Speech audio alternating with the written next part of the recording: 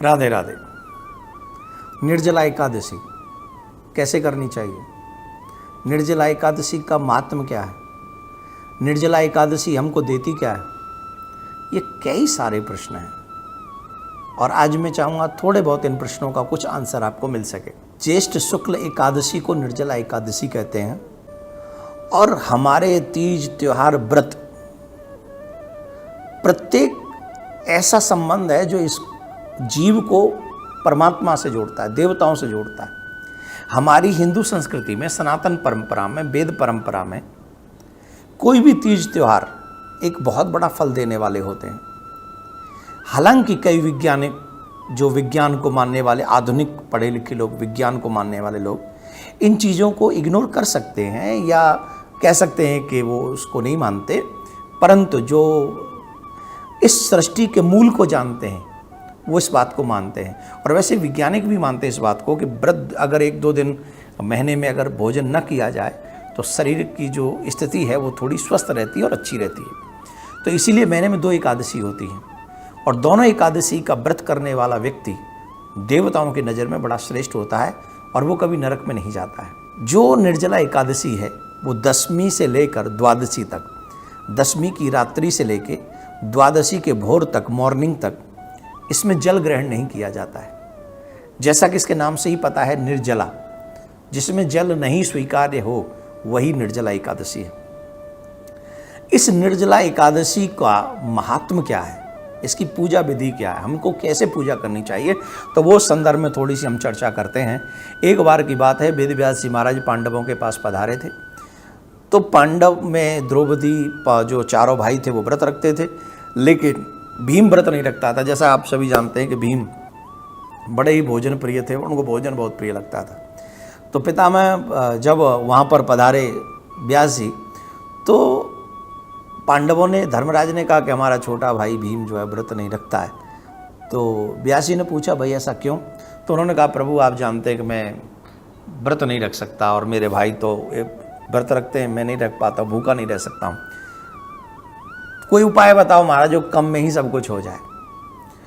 तो व्यास जी ने बताया, तुम एक काम करो, सिर्फ निर्जला एकादशी का व्रत करो। ये लोग 11 एकादशी मीन्स टोटल 12 एकादशी का जो फल प्राप्त करेंगे वो तुम अकेले एक एकादशी का फल प्राप्त कर लोगे व्रत करके, और वो है निर्जला एकादशी। उस एकादशी के व्रत में तुमको जल भी ग्रहण नहीं करना है। और भीम ने इस बात को स्वीकार किया, इसलिए निर्जला एकादशी के साथ साथ भीम एकादशी भी इसका नाम प्रसिद्ध हुआ। अब इसको करना कैसे चाहिए? सूर्योदय से पूर्व हमको उठना चाहिए। आजकल जो पुरुष वगैरह भी काफ़ी लोग कर देते हैं, नहीं करना चाहिए। साबुन नहीं लगाना चाहिए, सिर्फ स्नान करें, शरीर को मलना नहीं चाहिए। अगर कोई धार्मिक नदी है तो धार्मिक नदी में जाके स्नान कर लेना चाहिए, अगर नहीं है तो घर में ही गंगा जल डाल के अपने आप को स्नान करें और यही समझे कि मैं गंगा यमुना में स्नान कर रहा हूँ। स्नान करने के बाद में ठाकुर पूजा करें और ठाकुर जी को जो भी व्यवस्था हो वो उनकी सेवा, आरती, पूजा, वंदना, पोशाक जो भी करना है करें, लेकिन ठाकुर जी को भी अन्न का भोग उस दिन न लगाए।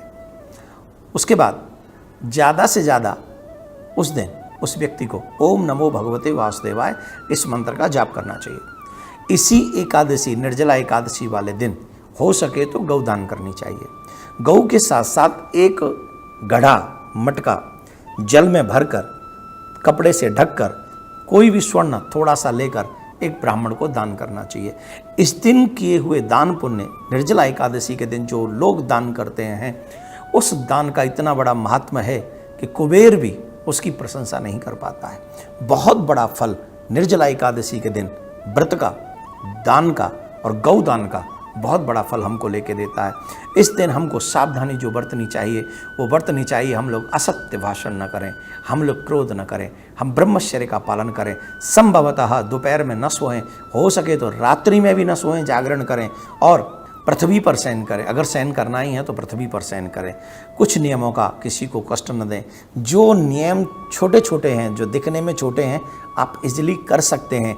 अगर आप इन नियमों के साथ निर्जला एकादशी का फल व्रत करेंगे, इसका फल जानते हैं क्या है? ऐसा व्यक्ति चोर हो जो निर्जला एकादशी का व्रत करता है, पापिष्ट हो, बड़े से बड़े ब्रह्म हत्या जैसा पाप उसको लगा हो, अगर वो व्यक्ति निर्जला एकादशी का व्रत कर ले और उसके बाद वो पुनः पाप न करे, तो उसको मरने के बाद यमराज के दूत नहीं, भगवान के देवदूत आते हैं और भगवान के धाम के लिए उसे जाना होता है। वो भगवान के धाम का अधिकारी हो जाता है। तो एक व्रत अगर हमें इतना फल दे सकता है तो हमें पूरे साधन के साथ, पूरी साधना के साथ, पूरी सावधानी के साथ एकादशी का व्रत करना चाहिए, निर्जला एकादशी का व्रत करना चाहिए। और ये एकादशी का व्रत निश्चित तौर पर हमें और हमारे पितरों को तार देगा, इसमें कोई दो राय नहीं है। तो आइए हम और आप सभी अपने बच्चों में भी ये संस्कार डालें कि एकादशी का व्रत रखें। आप भी इस चीज़ को स्वीकार करें। वैष्णव लोगों के लिए परम धन है एकादशी व्रत। जो राम जी को मानते हैं, जो विष्णु भगवान को मानते हैं, जो कृष्ण जी को मानते हैं, उनको निश्चित तौर पर एकादशी का व्रत करना चाहिए। राधे राधे।